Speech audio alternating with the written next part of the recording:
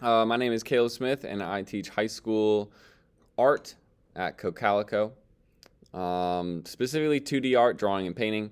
And a big part of my curriculum is art history.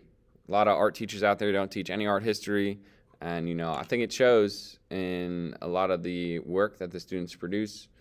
And me personally, the more art history I teach my students, I just see their own work getting better and better. It's so important, and I wish more people would do it. So anyway, as far as the self-audit goes with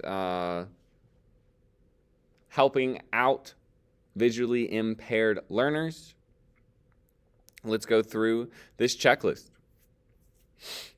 Outline view.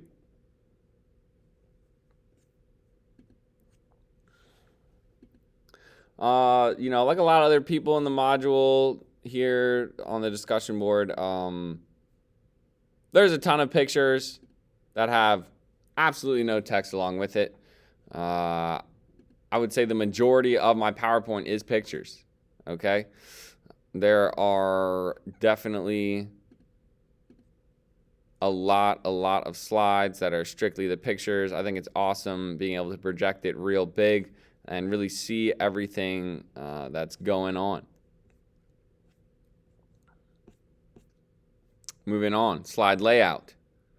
I love this sentence right here. Use the PowerPoint provided slide layouts. This is what I do, man. When it comes to PowerPoints, less is more. I truly believe that. For a lot of these, I even get rid of the header and just make one big box so we can see the whole artwork just in and of itself. And then after that, we get into a couple different details here, which brings me to the third step here, reading order. This is something I'm constantly double checking because it's happened to me before in class where I'm clicking through and things are out of order, and it's very frustrating.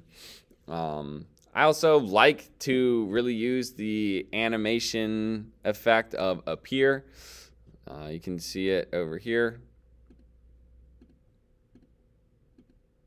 Hopefully, maybe not.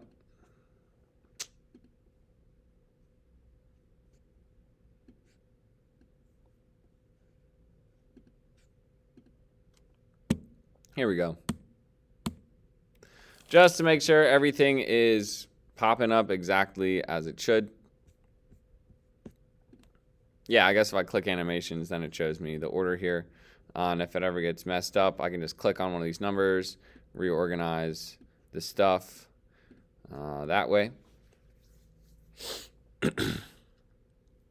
Images, clip art, and shapes. Already talked about this, but I would definitely be needing to provide some alternate text. Lists. Try to stay nice and consistent with my lists.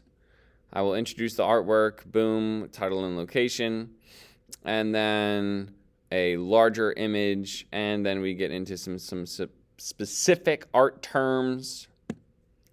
And I have limited myself to 2 bullet points per artwork.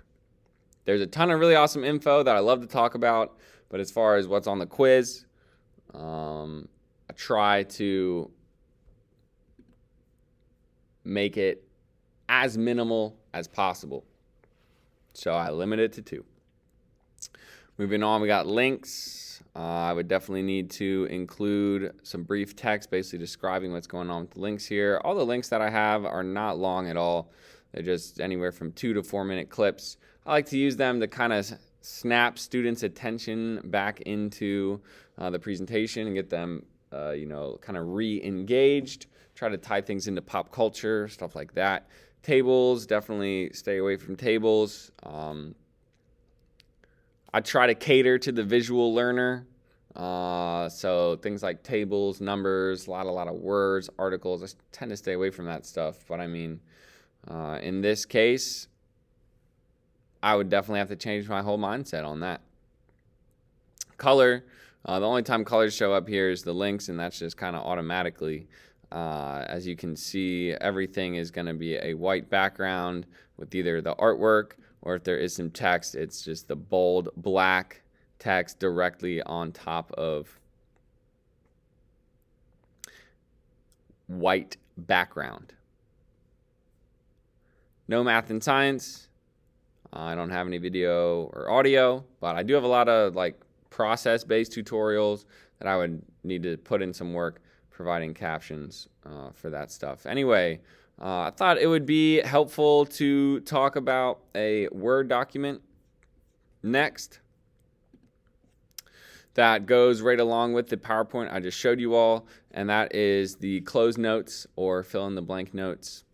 And just to kind of show you what this looks like in a face-to-face setting, I hand out this packet to everybody, and then every now and then, I'll have a student who has an IEP, some different learning disabilities, and I'll hand them this packet as well. As far as the online classroom goes, I would definitely create a third Word document where I am combining these two packets.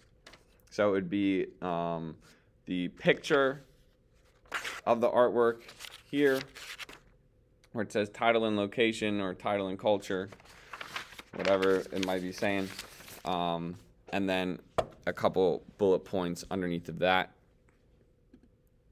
I just have one header up here. I would probably include something like Stone Age to Roman just to sort of help them out, because that would get real confusing when we're on our 4th or 5th unit and it still just says fill in the blank notes. So a couple added details there. Images, already talked about that, but after putting those in, I would definitely include some alt text as well. Lists, once again, try to stay as consistent as possible. Number with the basic info. This is the basic info everyone's got to memorize for every artwork. And then even further than that, I have exactly 3 artworks per time period. Like I said, trying to stay as consistent as possible. Don't have any links, no math or science, no tables. Not crazy with the colors at all. Just as minimal as possible. And forms, I don't have any forms either. So I really, as an art teacher, I really don't have a ton of Word documents, PowerPoint, stuff like that. A lot of video tutorials, and then the Word documents, PowerPoints I do have, it's all about art history. And like I've said a lot in this video already, I try to make it as minimal as possible, as visual as possible, kind of giving a lot of my students a bit of a break from their typical academic type presentations. So anyway, that is a self-audit on a couple documents by me, Caleb Smith. I hope you have a solid rest of your day, and peace out.